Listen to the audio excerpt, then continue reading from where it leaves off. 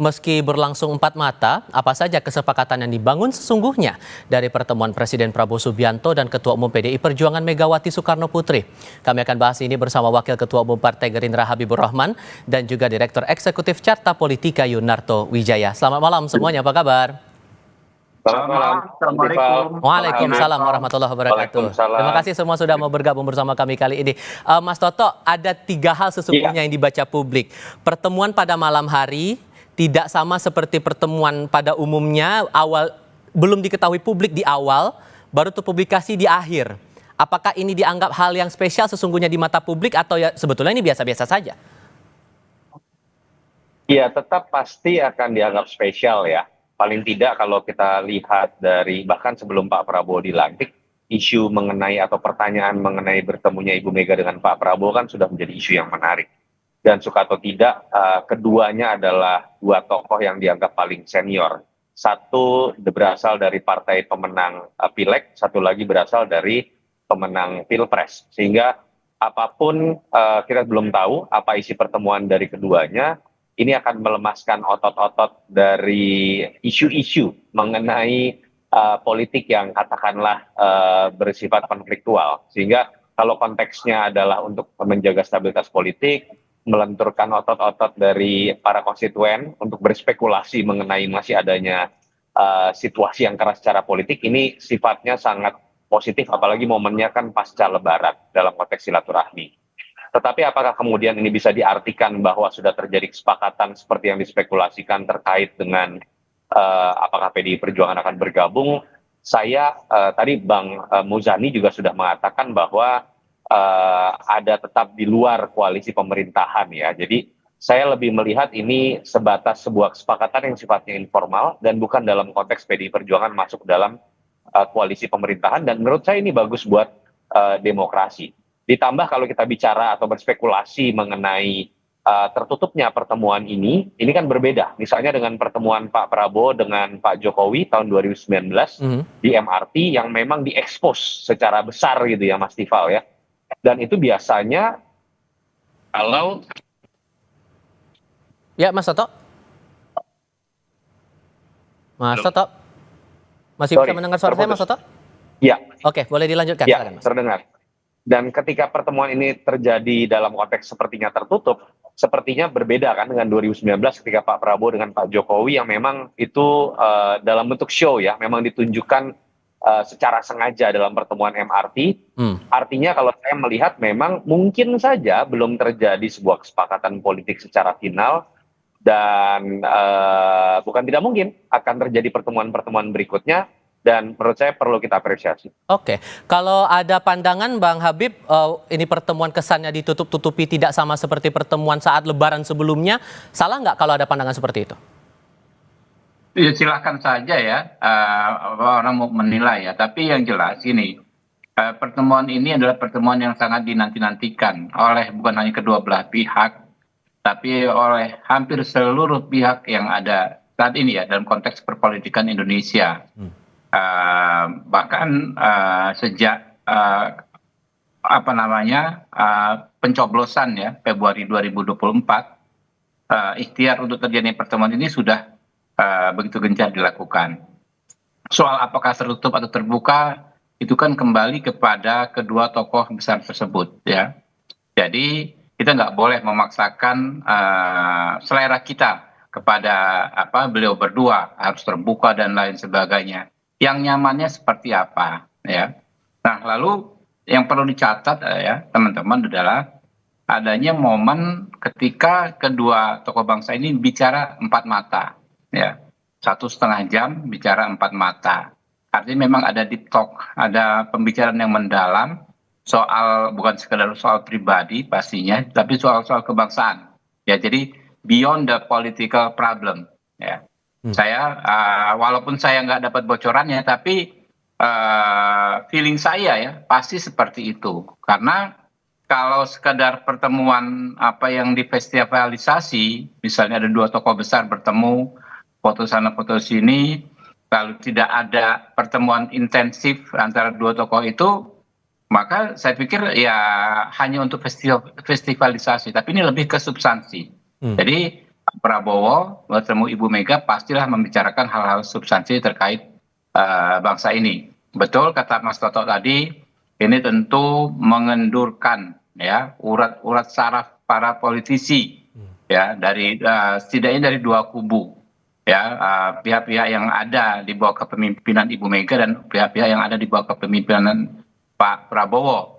Ya, di bulan Syawal ini baik sekali ya, bulan Syawal adalah bulan silaturahim antara bangsa, dan ada konteks lagi ya, dalam konteks misalnya dalam konteks internasional memang kan sedang tidak baik-baik saja di seluruh dunia ya, bangsa-bangsa manapun, bangsa-bangsa besar ya terutama, ketika menghadapi turbulence ya, menghadapi ujian-ujian besar, maka elit-elitnya semakin giat untuk menggencarkan persatuan. Kita lihat banyak contoh ya, bahkan ada beberapa negara khusus ya, begitu ada turbulence, kubu di luar pemerintahan, katakanlah kubu oposisi, dipanggil khusus.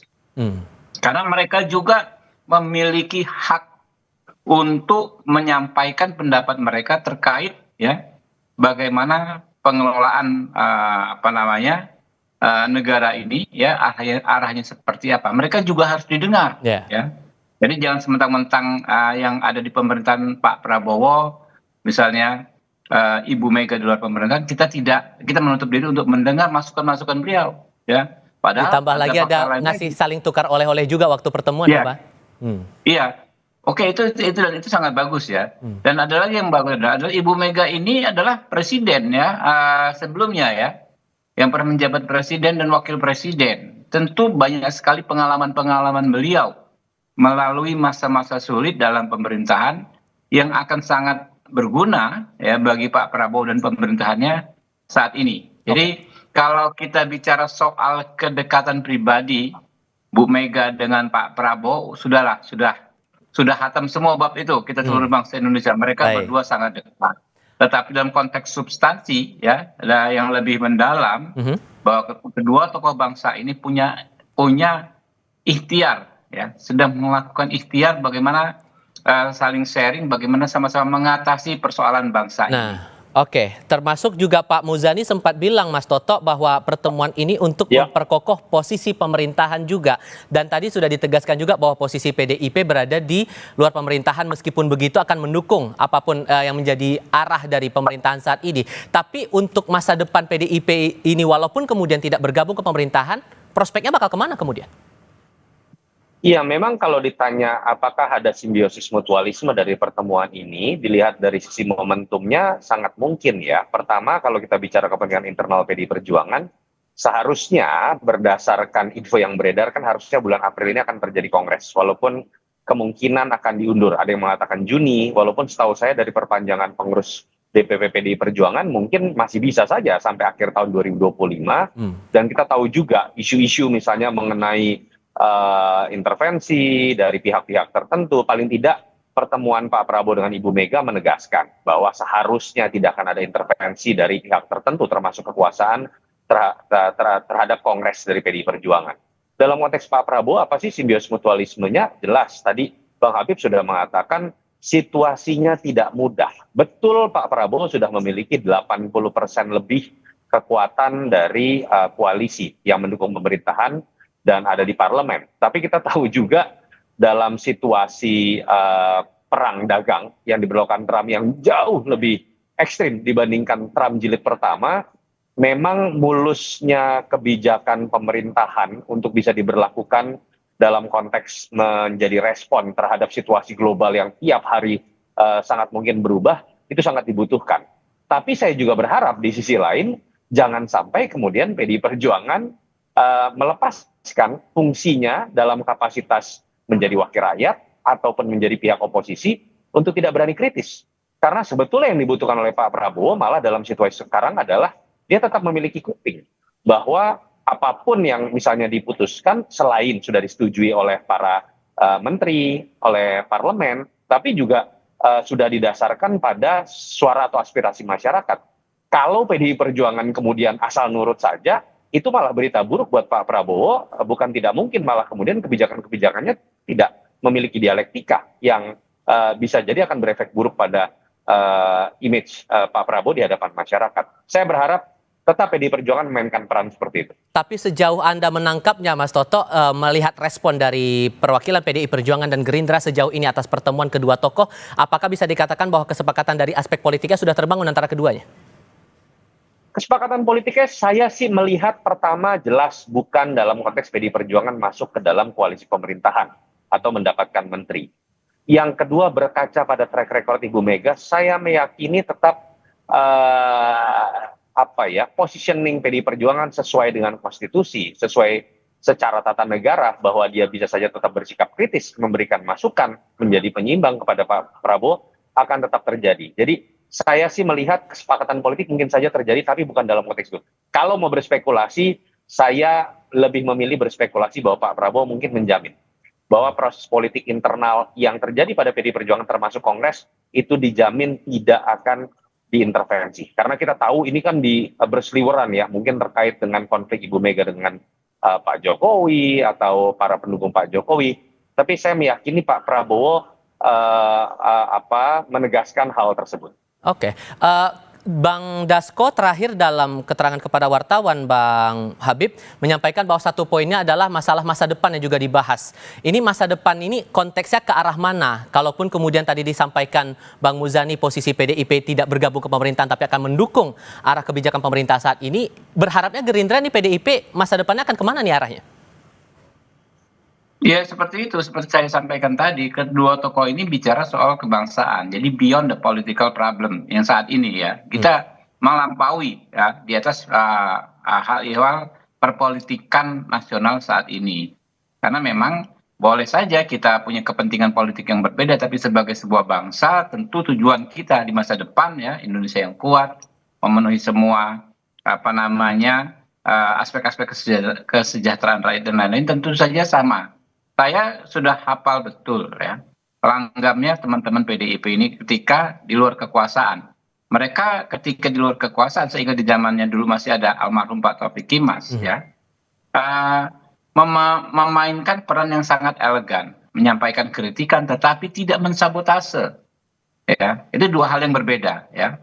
Menyampaikan kritikan betul seperti kata Mas Toto, tentu namanya Pak Prabowo jangankan dari partai di luar pemerintahan, dari dalam internal pun selalu meminta kritikan, ya, tapi tidak ya dalam konteks melakukan sabotase atau penggagalan agenda-agenda pemerintah. Nah ini yang sabotase ini yang tidak pernah dilakukan oleh PDI Perjuangan dalam track record mereka di zaman setidaknya di zaman reformasi ketika jumlah suara mereka di parlemen selalu tertinggi ya, terbesar ya.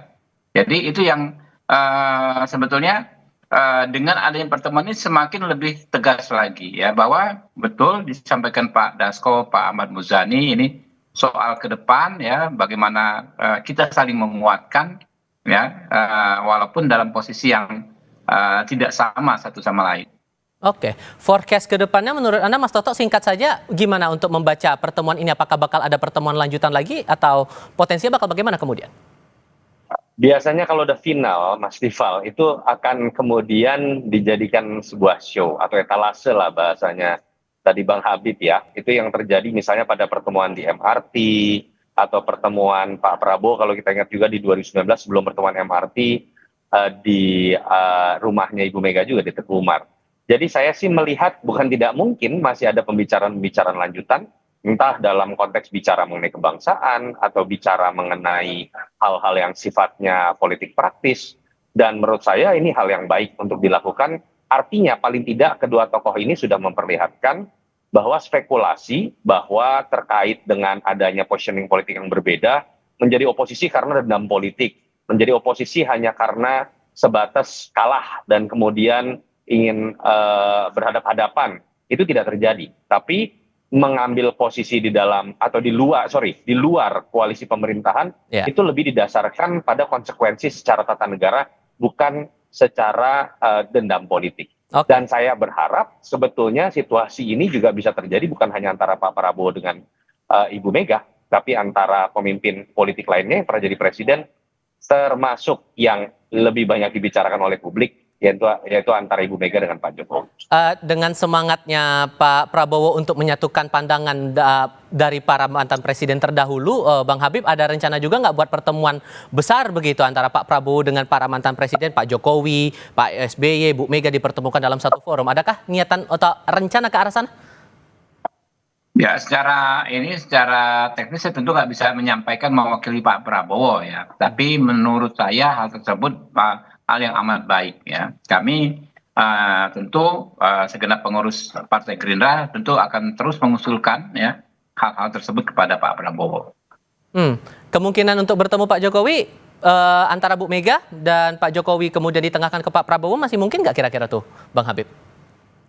Ya menurut saya nggak ada yang nggak mungkin lah ya. Kita ini kan sebagai sesama anak bangsa ya, pernah punya perbedaan, tapi ketika apalagi situasi saat ini memang dalam konteks internasional tidak baik-baik saja ya, pastilah ya para tokoh bangsa itu tidak mengedepankan ego masing-masing. Oke, Mas Toto gimana melihat peluang itu? Tentu saja tidak semudah melihat pertemuan antara Pak Prabowo dengan Ibu Mega ya. Karena kalau kita bicara mengenai situasi konfliktual itu memang tidak pernah terjadi antara Pak Prabowo dengan Ibu Mega sama sekali. Tetapi ketika Pak Prabowo berpasangan dengan anaknya Pak Jokowi dalam konteks sejarah ketika Gibran dengan Pak Jokowi dianggap berkhianat dengan PDI Perjuangan, kan itu sebetulnya yang menjadi penghambat selama ini. Jadi menurut saya tetap situasi yang lebih tidak mudah, dan ya kita berharap Pak Prabowo bisa jadi jembatan. Tetapi saya juga ingin mengatakan bahwa permasalahan bangsa itu nggak selesai hanya dengan pertemuan antar tokohnya. Jadi jangan seakan-akan kita melihat bahwa persoalan bangsa yang sedemikian pelik, apalagi situasi internasional seperti ini, itu disederhanakan dengan hanya sebatas pada pertemuan-pertemuan di antara mantan presiden, karena persoalan bangsa jauh lebih besar daripada itu. Jangan kita masuk dalam drama-drama seperti ini saja, tapi untuk melenturkan urat-urat syaraf dari situasi yang sering kali panas di antara konstituen, para netizen, para pendukung, menurut saya tetap ini perlu diapresiasi. Baik, Bang Habibur Rahman, Mas Toto, terima kasih banyak sudah berbagi pandangan bersama kami kali ini. Saya selalu semuanya. Selamat malam.